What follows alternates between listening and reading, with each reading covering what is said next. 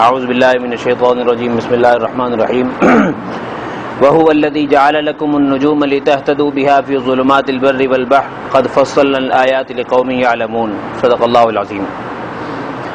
قرآن مجید میں اللہ سبحانہ و تعالیٰ نے اپنی طرف جو دعوت دی ہے وہ خوشک دعوت نہیں دی کہ بس صرف ڈرانے کا انداز ہو جیسے شاہانہ انداز ہوتا ہے، بلکہ سمجھانے کا انداز ہے، جیسے آپ نے سورہ بقرہ میں سنا تھا یا ایھا الناس اعبدوا ربکم، اے لوگو اپنے رب کے بندے بنو، رب کی عبادت کرو، الذی خلقکم، کیونکہ وہ کریٹر تمہارا وہی ہے، اس نے تمہیں بنایا ہے، اس لیے اس کا حق ہے کہ تم اپنی پیشانی کو اس کے سامنے جھکاؤ۔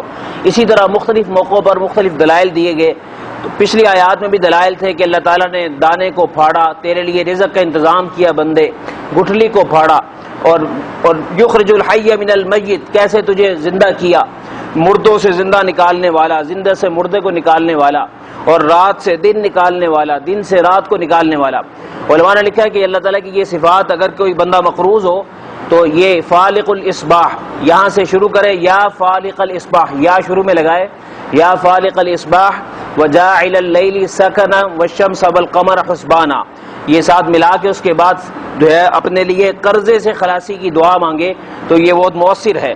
آخر میں دعا اللہم اکفنا بحلالک عن حرامک واغننا بفضلک عمن سواک، کسی کو یہ دعا آتی ہو وہ پڑھ لے، نہیں تو اردو میں دعا مانگ لے، لیکن یہ اللہ کی صفات کو ذکر کرے، یا فالق الاصباح، اے وہ اللہ جو رات کے اندھیروں میں صبح کو نکالتا ہے، کہ چانس ہی نہیں ہوتا جب اندھیری رات چھائی ہوتی ہے کہ کبھی اجالا ہو سکے گا، ایسے ہی جب بندے پر قرضے کی گردش آتی ہے لگتا ہی نہیں کہ میں کبھی قرضے سے نکل سکوں گا، ہر طرف تاریکیاں چھا جاتی ہیں، اے وہ اللہ جو رات کی ظلمت سے صبح کا سویرا نکالتا ہے، میں بھی ظلمت میں آ چکا ہوں، میرے لیے سویرا نکال دے۔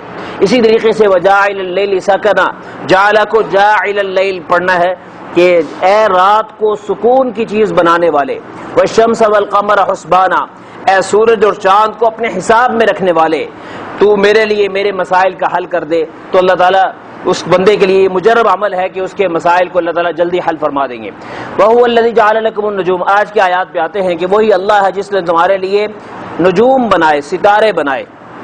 سائنس آج بہت تحقیق کرتے کرتے یہاں تک پہنچ گئی ہے کہ آسمانوں پر ارب ہا ارب ستارے، ایک ستارہ نہیں، ارب ہا ارب ستارے، اور پھر ہر ستارے کا ایک مدار ہے، اس میں وہ چلتا ہے، اور ارب ہا ارب ستاروں کے مدار میں کبھی کوئی ستارہ ستارے سے ٹکراتا نہیں۔ کیسے نظام ہے میرے اللہ کا! اور پھر ستارے بھی ایسے نہیں جیسے ہمیں یہاں سے دکھتے ہیں نا کہ جناب چھوٹے چھوٹے ستارے ہیں، ایسے ایسے ستارے ہیں جو سورج سے بھی لاکھوں گنا بڑے اور فضا میں کھڑے ہیں، اور نظام چل رہا ہے میرے اللہ کا جی۔ اور ارب ہا ارب کہکشائیں دریافت ہو چکی ہیں، یعنی یہ جو دنیا کا وہ حصہ جو ہم نے دریافت کیا ہمارے سائنس نے وہ 3% ہے، 97% بلیک ہول کے نام سے اس تک ابھی تک رسائی نہیں ہو سکی۔ ایسا اللہ، ایسی عظمت والا اللہ، اور وہ مجھے کہے کہ بندے تو سجدے میں آ کے مجھے منا، اور ہمارا دل ہی نہ چاہے۔ تو اس لیے یہ مایوسیوں کو کم کریں رب تعالیٰ کے ساتھ، استعینوا بالصبر والصلاۃ، بندے اگر تو مسائل کا شکار ہو چکا ہے، صبر مضبوط ہو جا، دل کو تھام لے اور نماز کے ذریعے مجھے منا لے، جیسے حسین نے مجھے منایا۔ اور یعنی آخری دعائیں بھی حضرت حسین رضی اللہ تعالیٰ عنہ کی کیا تھی کہ یا اللہ میں تو تیری رضا چاہتا ہوں، اپنے آپ کو پیش کر دینا، سرنڈر کر دینا، حوالے کر دینا جی۔ فرمایا وہی ذات ہے جس نے تمہارے لیے ستارے بنائے، لِتَهْتَدُوا بِهَا فِي ظُلُمَاتِ الْبَرِّ وَالْبَحْرِ، یہ بجلی تو ایجاد ہوئی ہے حال ہی میں کچھ عرصہ پہلے، اس سے پہلے کائنات میں جو دنیا میں سفر چلتے تھے، کسی نے حج پہ جانا ہے، کسی نے سعودیہ جانا ہے، کسی نے دنیا کے کسی ملک میں جانا ہے، تو وہ کیا کرتے تھے رات کے وقت میں، یعنی بدو لوگ پہچانتے تھے کہ اس ستارے کی سمت میں چلیں گے تو آگے جا کے فلاں ملک آ جائے گا، فلاں سفر طے ہو جائے گا۔ آج بھی دنیا میں جہاں بجلی نہیں ہے، ایسی بہت ساری جگہیں، بہت سارے ممالک ہیں، وہاں پر ستاروں کو دیکھ کے راستے طے ہو جاتے ہیں، سفر طے ہو جاتا ہے سارے کا۔ فرمایا کہ وہ اللہ جس نے تمہارے لیے ستاروں کا حساب رکھا، لِتَهْتَدُوا بِهَا فِي ظُلُمَاتِ الْبَرِّ وَالْبَحْرِ، تاکہ ان کے ذریعے صحراؤں اور دریاؤں کے اندھیروں میں تم راستے معلوم کر سکو۔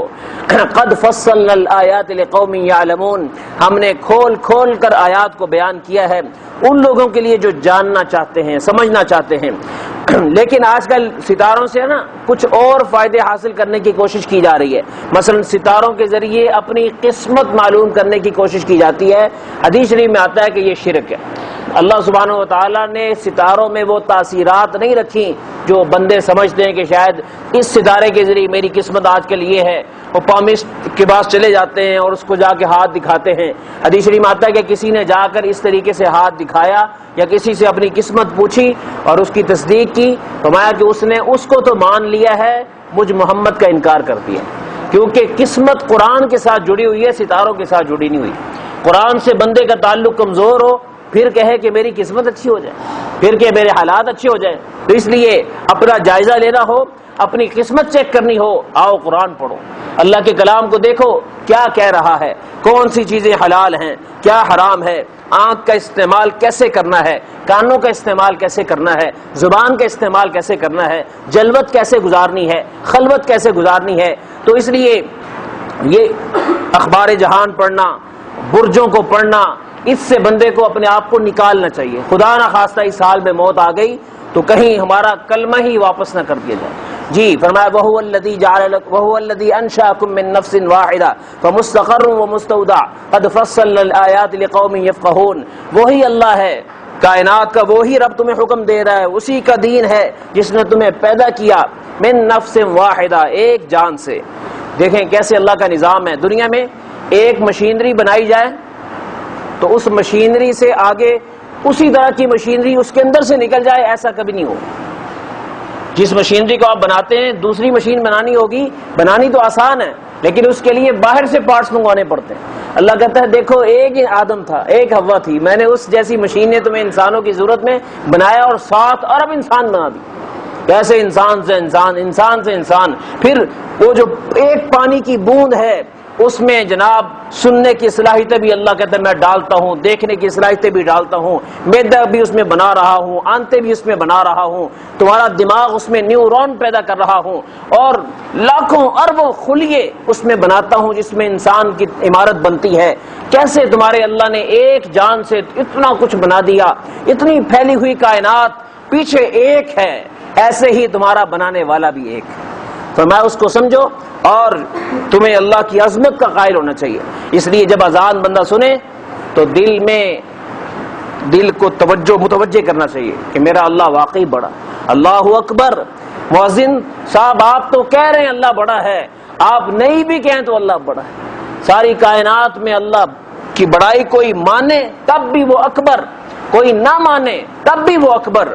مشرق میں بھی اکبر، مغرب میں بھی اکبر، شمال میں بھی اکبر، جنوب میں اکبر. آج بھی جب چاہتا ہے امریکہ جیسے ملک میں سمندروں کو طغیانی دے دیتا ہے، لاوے کو بیچ دیتا ہے اور ان کی ساری توانائیاں ختم ہو جاتی ہیں. لاوا ایسا نکلتا ہے جلا کے رکھ دیتا سارے جنگلوں کے جنگل کو. کیا ہے؟ میرے اللہ کی پاور ہے. زمین کے نیچے آگ ہے، اس کے اوپر پانی کو پیدا کیا، اس کے اوپر زمین کو کھڑا کیا ہوا ہے. کیسے اس کی قدرتیں ہیں. فمستقر ومستودع. اللہ نے ٹھہرنے کی جگہ بھی بنائی اور امانت گاہ بھی بنائی. علماء کی اس مختلف تفاسیر ہے. ایک معنی کہ باپ کی صلب میں بچہ ٹھہرتا ہے، پھر وہاں سے ماں کی امانت گاہ میں چلا جاتا ہے، کیسا اس کا نظام ہے. دوسرا معنی فمستقر، کچھ عرصے کے لیے زمین پہ ٹھہرتا ہے، مکان بناتا ہے، گھر بناتا ہے، پھر جب وقت پورا ہو جاتا ہے مستودع، قبر میں امانت کے طور پر رکھ دیا جاتا ہے. قیامت کے روز وہاں سے اس کو اٹھا دیا جائے گا. تو یہ نظام ہے. کچھ عرصے کے لیے ٹھہرنا ہے، پھر ہمیں یہاں سے شفٹ ہو جانا ہے. ہمیشہ کے لیے ہم یہاں ہے نہیں. اس لیے کسی بھی غم کو بہت ایکسٹریم نہ لیں، ہر چیز کو اعتدال کے ساتھ. دنیا میں آنا بھی ہے، جانا بھی ہے، سب کچھ ہے، ٹائم طے شدہ ہے اور اللہ کو معلوم ہے کہ میرے کتنے سانس باقی ہیں. ڈاکٹر کہتا بھی رہے کہ تم A1 ہو، لیکن پتہ نہیں ہوتا کس وقت بندہ چلا جائے. کتنی دفعہ ہم نے سنا کہ جناب ایک دفعہ سنا کہ جناب ایک دل کا مریض، اس کا آپریشن ہونا تھا تو پتہ چلا جی اس کا آپریشن نہیں ہوا. کیوں نہیں ہوا؟ کہتا جی وہ ڈاکٹر صاحب کو اٹیک ہو گیا اور جس ڈاکٹر نے کرنا تھا آپریشن وہ اسی کو اٹیک ہو گیا، وہی ختم ہو گیا. یہ میرے اللہ کا نظام ہے. جانتا ہے حالانکہ اس ڈاکٹر نے کتنی اپنے آپ کو کیئر میں رکھا ہوگا، لیکن نہیں، یہ نظام ہے. اس لیے ہم اپنی زندگی اور موت جو ہے نا ڈاکٹر کے پاس جا کے چیک کراتے ہیں. ہاں جی 10 سال کا خطرہ کوئی نہیں، 20 سال کا خطرہ کوئی نہیں، بھائی تو ٹھیک ٹھاک بھی ہوگا نا، بلاوا آ جائے گا، تیرا یہ بدن تجھے جواب دے دے گا کہ میں تیری نہیں مان سکتا، میں تو اس کی مانوں گا۔ فرمایا فمستقر و مستودع، کچھ عرصے کے لیے ٹھکانہ بھی تیرا ہے اور ایک امانت رکھے جانے کی جگہ بھی ہے۔ قد فصلنا الآیات، ہم آیات کو، اپنی قدرت کی نشانیوں کو کھول کھول کے بیان کر رہے ہیں، لقوم یفقہون، ان کے لیے جو سمجھنا چاہتے ہوں۔ دلیل وہ ایک نظری چیز ہوتی ہے، اگر کوئی سمجھنا چاہے تو بہت کچھ ہے، نہ سمجھنا چاہے تو یہ ڈنڈا نہیں ہے کہ زبردستی آپ کو مجبور کر لے۔ زندگی لوگ گزار رہے ہیں 70% 80% لوگ نفس کی غلامی کی زندگی گزار رہے ہیں، 5% ہوں گے 10% ہوں گے جو اپنے اللہ کی غلامی کے لیے زندگی گزار رہے ہیں۔ وقت سب کا گزر رہا ہے، لیکن ایک دن آئے گا، حساب ہوگا، کتاب ہوگا، معاملات ہوں گے، ہر چیز، ہاں جی، حق کو حق کر دیا جائے گا، باطل کو باطل کر دیا جائے گا، ایک ایک چیز کا بدلہ دیا جائے گا۔ تو اس لیے قرآن کہتا ہے ہوش کے ساتھ زندگی گزارو اور جو جی میں آئے وہ نہ کرو، بلکہ قرآن سے پوچھو، اللہ سے پوچھو، مصطفیٰ کی تعلیمات سے پوچھو کیا کرنا ہے اور کیا نہیں کرنا۔ تو یہ آیات قدرت کی نشانیاں ہیں، گویا اس میں ہمیں یہ میسج اور درس دیا جا رہا ہے کہ دنیا میں اندھے ہو کے نہ جیو، ہوش اپنی عقل کو استعمال کرو۔ ہم لوگ ہر وقت یہ سوچتے ہیں کہ پیسہ ڈبل کیسے ہونا ہے، لیکن کبھی یہ نہیں سوچتے کہ ایمان ڈبل کیسے ہوگا، ہاں جی، اخلاق ڈبل کیسے ہوں گے، تقوی ڈبل کیسے ہوگا، عفت اور پاک دامنی کا جذبہ میرے اندر سے ڈبل کیسے ہوگا، میں کیسے اپنے اللہ کے جتنا قریب ہوں اس سے ڈبل قریب ہو جاؤں۔ داؤد علیہ السلام سوال دعا کر رہے ہیں، یا اللہ تیرا قرب بڑا ملا، پر ایک دعا اور ہے، مزید قرب کا راستہ بتا دے، یعنی ہے نبی اور کیا دعا مانگ رہے کہ یا اللہ اپنے قرب کا راستہ بتا۔ اور ادھر ہم ہیں، ہم کہتے ہیں کوئی کاروبار کی دعا بتا دے، کیونکہ ہمیں دل میں وہی ہے کہ یار کاروبار ہونا چاہیے۔ کوئی بات نہیں، وہ دعائیں بھی مانگے، مانگنا تو اللہ سے ہی ہے، لیکن اللہ سے اللہ کو بھی مانگنا چاہیے، اللہ سے اللہ کی محبت کو بھی مانگنا چاہیے، اللہ سے دین اسلام کے پر عمل کرنے کو بھی مانگنا چاہیے۔ جی تو فرمایا کہ داؤد سے نبی اللہ تعالیٰ نے فرمایا کہ داؤد ابعاد نفسک فإن محبتی فی عداوتها، اے داؤد جتنا تو طبیعت کے خلاف چلے گا اتنا میرا قرب تجھے ملتا چلا جائے گا۔ اپنی طبیعت، انسان کی طبیعت ہمیشہ نا شکوے کرتی ہے، یار دیکھ اللہ نے تجھے یہ نہیں دیا، تجھے یہ نہیں دیا۔